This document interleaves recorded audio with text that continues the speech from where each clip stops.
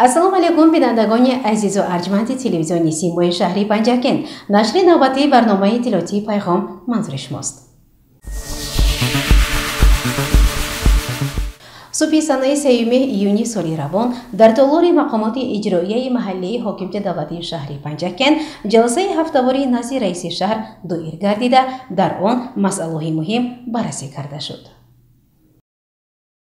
صبح سنه 3 ایونی سال روان در مقامات اجرایی محلی حاکمیت دولتی شهر پنجکن جلسه نظارتی نزد رئیس شهر برگزار گردید.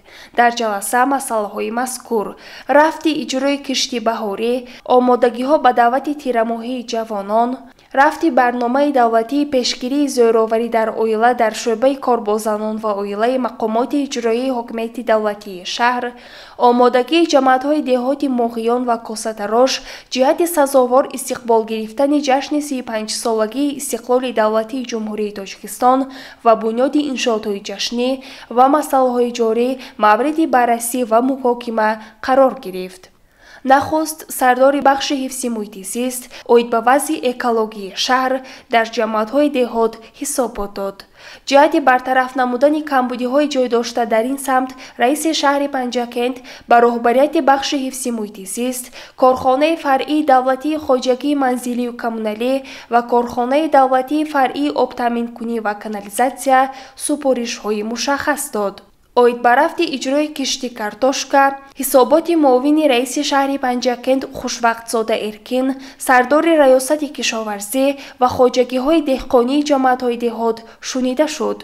رئیس شهر پنجکن مسئولان را وظیفه‌دار نمود تا هرچه زودتر نقشه کشتی بهاری را به انجام رسانند. در ادامه جلسه حسابات کمیسر حربی شهر اوید برافت آمادگی‌ها به دعوت تیرماهی جوانان به خدمت حربی شنیده شد. در جلسه همچنین حسابات مدیر شعبه کار با زنان و اویله مقامات اجرایی حاکمیت دولتی شهر درباره رفت اجرای برنامه دولتی پیشگیری زوراوری در اویله شنیده شد.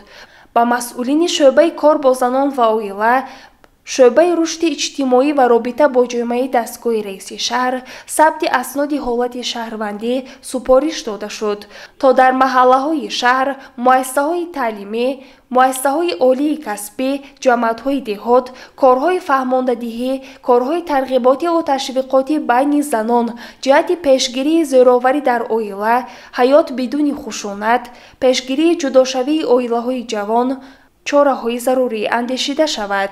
جهت پیشگیری پهنشوی بیماری‌های سرایتی در بین اهالی با مسئولین بیمارخانه مرکزی، مرکز نظارت دولتی سانیتاری و اپیدمیولوژی شهر سپارش‌های مشخص داده شد. رئیس شهر پنجکن با رهبریت اداره شبکه‌های برق، اداره خواجگی آب سپارش داد تا اهالی را با برق و آب پلیزی تامین نمایند. جلسه نظارتی را رئیس شهر پنجکن عبدالخالق خالقزاده جنبست نموده از رهبران تمام ساحه‌ها دعوت به عمل آورد وظیفه و سپارش‌ها را با درک بلند مسئولیت سری وقت اجرا نمایند. با مناسبت روز بین المللی حفظ کودکان در کاخ فرهنگ شهر پنجکن چهارمین ادانه برگزار گردید.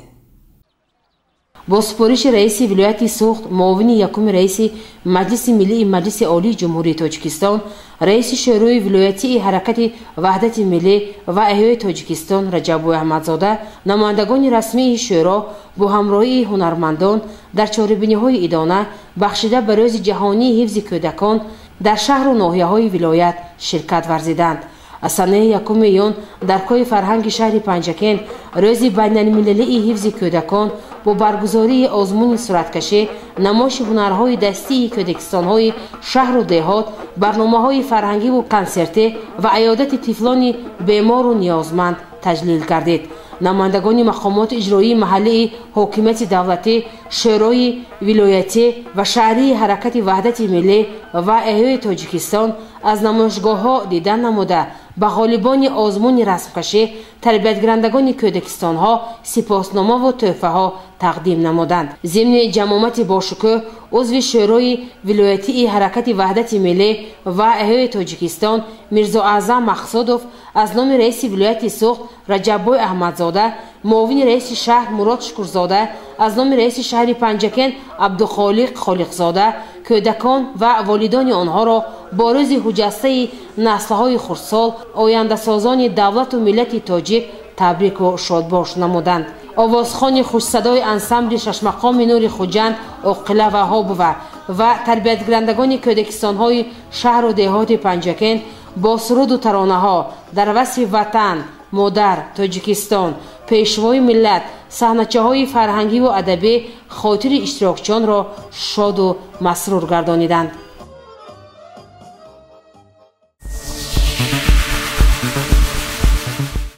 ادامه برنامه در اساس قراری حکومت جمهوری تاجیکستان قرارهای رئیسان ولایت سوخت و شهر پنجکن جهت تطبیق برنامه ملی طرز حیاتی سالم در جمهوری تاجیکستان برای سالهای 2022-2026 تدبیرهای هدفناک عملی می شوند. در شهر باسانی پنجکن جلسه نوبتی شورای هماهنگسازی دایر گردید. متوجه باشید به گزارش دیگر برنامه.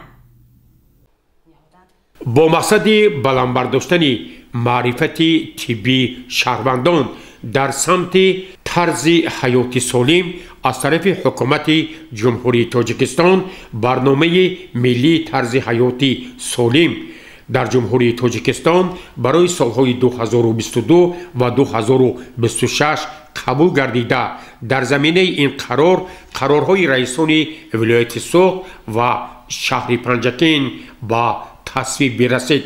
با مقصد اجرای بندهای علاهیده این قرار در شهر پنجکن جلسه نوبتی شورای هماهنگسازی دایر گردید. در آغاز این جلسه معاون رئیس شهر پنجکن پروینه نقیبی پیرامون تدبیرهای عملی گردیده از طرف مقامات اجرایی محلی حاکمیت دولتی شهر پنجکن مؤسسه‌های تندرستی شهر و دهات پنجکن در سمت اجرای بندهای برنامه ملی طرز حیاتی سالم در جمهوری تاجیکستان برای سالهای 2022 و 2026 گزارش داد.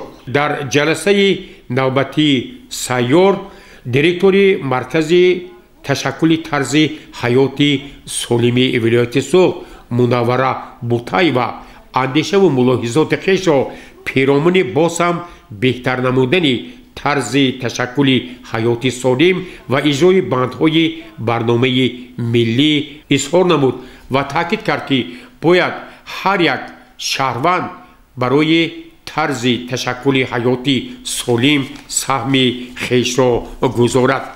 دیرکتور مرکز تشکل طرز حیاتی سالم شهر پنجکن دلشاده حلیمووا درباره فعالیت این مرکز به حاضرین معلوماتی مفصل داد. راجع به مفهوم سلامتی و طرز حیاتی سالم دیرکتور مرکز طرز حیاتی سالم شهر خوجند گلچهره بابوجانووا گزارش داد. در جلسه نوبتی شورای هماهنگسازی نمایندگان مرکز نظارت دولتی سانیتری و اپیدمیولوژی شهر پنجکن، بیمارخانه مرکزی شهر، رسانه‌های خبری و دیگر کارشناسان اندیشه و ملاحظات خویش را بیان نمودند. با اشتراکیان جلسه سیار توسط مانیتورینگ برنامه‌ها و شکل و اصول‌های کاربری توسط بلندبرداشتن طرز تشکل حیاتی سالم پیشنهاد گردیده همزمان با آنها موادهای اطلاعاتی و معرفتی دسترس گردید. تاکید شد که باید در همه جماعت‌های دهات، محله‌های شهر، کارخانه‌های و مؤسسه‌ها مردم برای بلندبرداشتن معرفتی طرز تشکل حیاتی سالم بیشتر مسئولیت داشته باشند.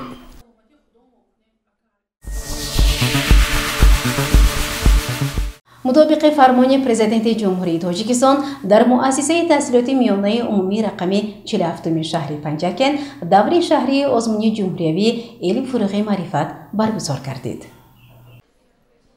در شهر پنجکن دوره شهری آزمونی جمهوری علم فروغ معرفت دایر گردید. باید تذکر داد که آزمون جمهوری علم فروغ معرفت سال 4 است که در تاجیکستان تحت سرپرستی اساسگذاری صلح و وحدت ملی پیشوای ملت پرزیدنت جمهوری تاجیکستان محترم امامعلی رحمون صورت میگیرد. سراول در تالاری مجلسگاهی مؤسسه تحصیلات میانه عمومی رقم 47 با خوانندگان واخوری دایر گردید. در آن معاون رئیس شهری پنجکند پروین نقیبی اشتراک نموده درباره برگزار گردیدن دوره شهری و آزمون مذکور سخن گفت و به اشتراکچیان موفقیت تمنا نمود.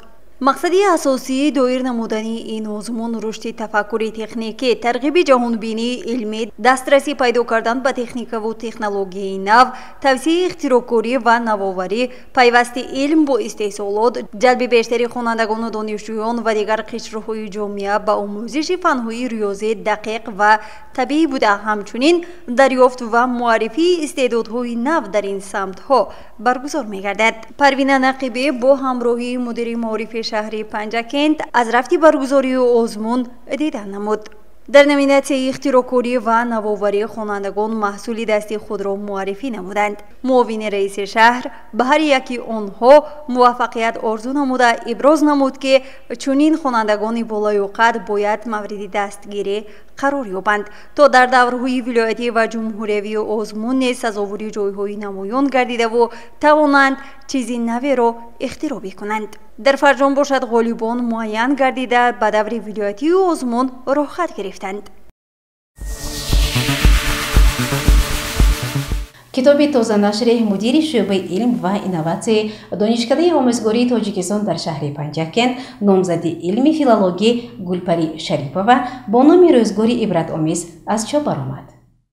چند قبل کتاب روزنامه‌نگاری شناخته مدیر شعبه علم و اینوواسیون دانشکده آموزگاری تاجیکستان در شهر پنجکند نامزد علمی فیلولوژی گلپری شریپووا تحت عنوان روزگاری عبرت‌آمیز از چاپ برآمد. کتاب به حیات و فعالیت کاری و ایجادی آموزگاری شناخته زیابای جلیلوف بخشیده شده است. با کتاب رکتوری دانشکده پروفسور معظم خان انصاری پیشگفتار نوشته است. کتاب از 6 باب عبارت بوده با عکس‌های زیبا آرا داده شده است. باب اول حالنامه و فعالیت ایجادی زیابای جلیلوف نام داشته درباره والدین او و اهل عائله‌اش مختصر اطلاع داده شده است. اینچنین در این باب فهرست کتاب و رساله‌های نوشته او آورده شده است. باب 2 شراره خاطره ها نام داشته درباره فعالیت ترجمانی زیابای جلیلوف در کشور افغانستان حکایت میکند. در کتاب باز موجود تبریکات و خاطرات یار دوستان، همکاران، همسبقان، همیراقان، استادان، شاگردان و فرزندان و نبیرگان آورده شده است. گلپری شریپووا توانسته است که روزگاری عبرت‌آمیز زیابای جلیلوف را به دیگران چون نمونه عبرت نشان دهد. بینندگان گرامی، در همینجا برنامه اطلاعاتی پیغام به پایان میرسد. برای هر یک شما سلامتی را خواهانیم. خیر، شاد و پیروز باشید.